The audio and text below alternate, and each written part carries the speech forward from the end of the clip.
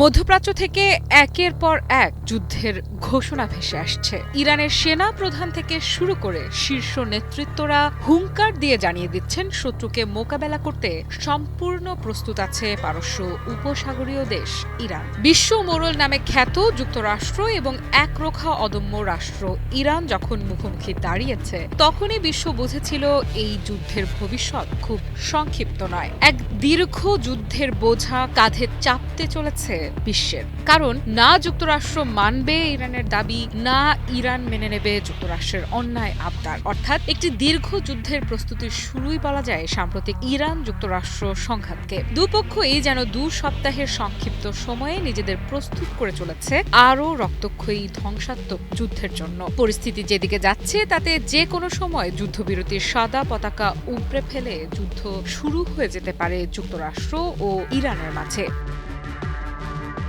ইরানের parliament speaker Mohammad বাঘের Ghalibaf স্পষ্ট জানিয়ে দিয়েছেন, ইরান একদিকে আলোচনায় বসেছে, অন্যদিকে যে কোনো মুহূর্তে যুদ্ধের জন্য পুরোপুরি প্রস্তুত। তিনি বলেন, ইরান তাদের প্রতিপক্ষকে মোটেও বিশ্বাস করে না, বরং অতীতের অভিজ্ঞতা থেকে তারা জানে আলোচনার আড়ালেই শুরু হতে পারে নতুন সংঘাত। তার দাবি, সাম্প্রতিক সংঘাতও শুরু হয়েছিল আলোচনার মধ্যেই, যুক্তরাষ্ট্রের প্রতারণামূলক কৌশলের মাধ্যমে।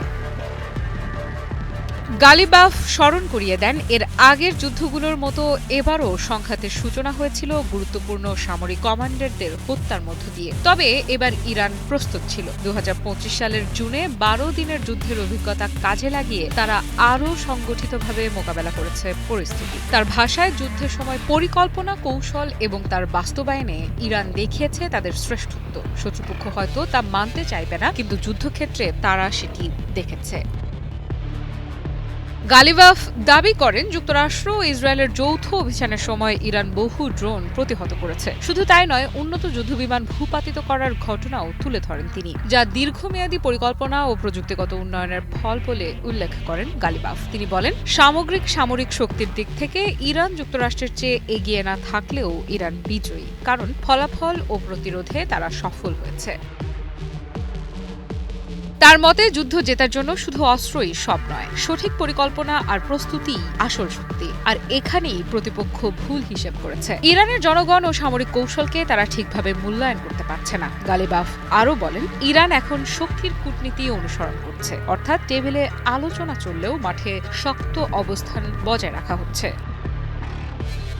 গালিবাফ স্পষ্ট করে দেন, পরিস্থিতি যে কোনো সময় আবারও উত্তপ্ত হয়ে উঠতে পারে, কারণ ইরান তাদের প্রতিপক্ষের ওপর আস্থা রাখে না। তাই আলোচনা চললেও যুদ্ধের প্রস্তুতিতে কোনো ঘাটতি রাখা হচ্ছে না। তার বক্তব্য অনুযায়ী বিভিন্ন দেশের মাধ্যমে ইরানের কাছে প্রস্তাব এসেছে, যার মধ্যে পাকিস্তানের নামও রয়েছে। এসব প্রস্তাব জাতীয় নিরাপত্তা পরিষদে বিশদভাবে পর্যালোচনা করা হয়েছে। তিনি আরও জানান, যুক্তরাষ্ট্রের প্রেসিডেন্ট ডোনাল্ড ট্রাম্পের পক্ষ থেকে আসা চাপ ও হুমকির জবাবও দিয়েছে তেহরান। ইরান স্পষ্ট করে দিয়েছে, যে কোনো আগ্রাসনের জবাব দেয়া হবে এবং তার প্রভাব শুধু যুক্তরাষ্ট্রেই সীমাবদ্ধ থাকবে না। গালিবাফের ভাষায়, সামরিক ও কূটনৈতিক 2 ক্ষেত্রেই ইরান তাদের লক্ষ্য অর্জন করেছে, বরং প্রতিপক্ষই ব্যর্থ হয়েছে নিজেদের উদ্দেশ্য পূরণে। এর আগে ইরানের সেনাবাহিনীর প্রধান মেজর জেনারেল আমির হাতামিও স্পষ্ট করে জানিয়েছেন, যতই যুদ্ধবিরতি চলুক, শত্রুর বিনাশে ইরানের আঙুল ট্রিগারে আছে। হাতামি স্পষ্ট করে জানিয়ে দিয়েছেন, ইরান যে কোনো আগ্রাসনের জবাব দিতে প্রস্তুত। ইরানের সশস্ত্র বাহিনী এখনও সর্বোচ্চ সতর্ক অবস্থানে রয়েছে। JBS holdings limited. যুক্তরাষ্ট্র মধ্যপ্রাচ্যে চাপ প্রয়োগ করে চলেছে পুরোদমে। সম্প্রতি মার্কিন প্রতিরক্ষা মন্ত্রী পিট হেগসেথ ইরানকে উদ্দেশ্য করে হুমকি দিয়ে বলেছেন, ইরান যদি কোনো চুক্তিতে রাজি না হয়, তাহলে যুক্তরাষ্ট্র আবারও সামরিক অভিযান শুরু করতে প্রস্তুত। অর্থাৎ প্রস্তুত আছে দুপক্ষই। এখন যে কোনো সামরিক উত্তেজনাতেই আবারও শুরু হতে পারে ইরান যুক্তরাষ্ট্রের মাঝে নতুন যুদ্ধ। আফরিদা ইফরা, নিউজ 24।